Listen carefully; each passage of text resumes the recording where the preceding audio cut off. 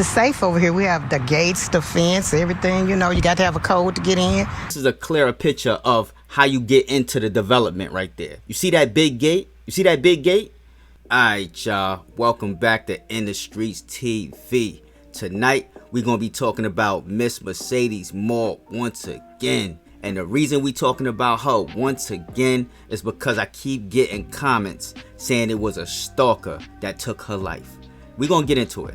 Just make sure y'all smash that like button, and if y'all not subscribed to the channel, make sure y'all subscribe with post notifications turned on. Now before we get into this video, let me just say this. I don't mean to bash nobody. I'm not trying to disrespect nobody. I'm just reporting what's in the news, using my own common sense and my own opinions. Now that we got that out the way, let's keep it moving. So as y'all can see on the screen, somebody said it was not a robbery or setup. Nobody knew where she lived. It was a stalker. Now that's a comment from the very first video I did on Miss Mercedes Morr, when everybody thought it was a robbery or a home invasion. But this particular person said, that's my cousin. I know what I'm talking about. Everyone putting out false information, trying to disrespect her name because of what she did is bogus. Now, I don't think anybody trying to disrespect her name or discredit her, because I see a lot of people bigging her up. A lot of people putting RIP.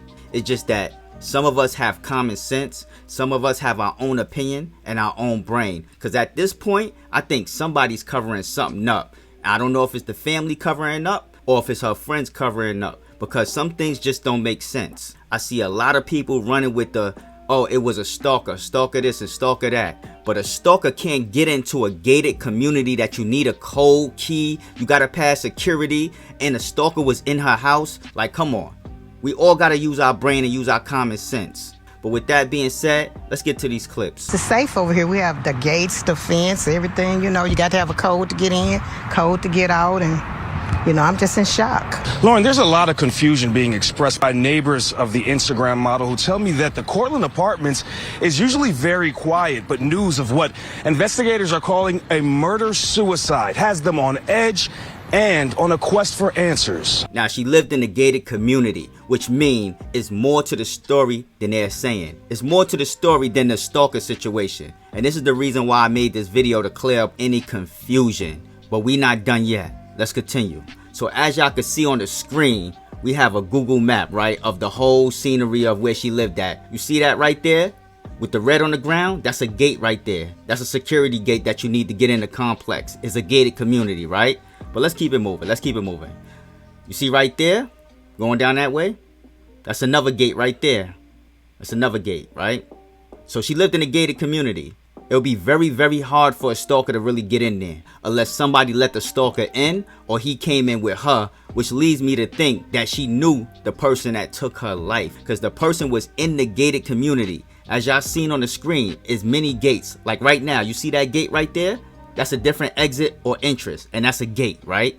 Now, follow me, right? Now, this is a clearer picture of how you get into the development right there. You see that big gate? You see that big gate? You see what you have to go through? You get what I'm saying? So it's no way that this person is getting into this development without them knowing anybody in there and into the apartment. Like, let's keep it real. And that's the reason why I say somebody is covering up for shorty. Like, I don't know what type of business she was doing, you know, what her life consists of. All I know is she was an Instagram model. You get what I'm saying? I also heard she was a dancer at a few clubs in Houston. But I don't think anything is wrong with that. There's no crime in that. There's no wrongdoing in that. But before we get up out of here, I'm going to do a little speculation on what I think. I think she had a sugar daddy. I think she had a dude that was spending money on her, you know, preferably her body or whatever the case may be.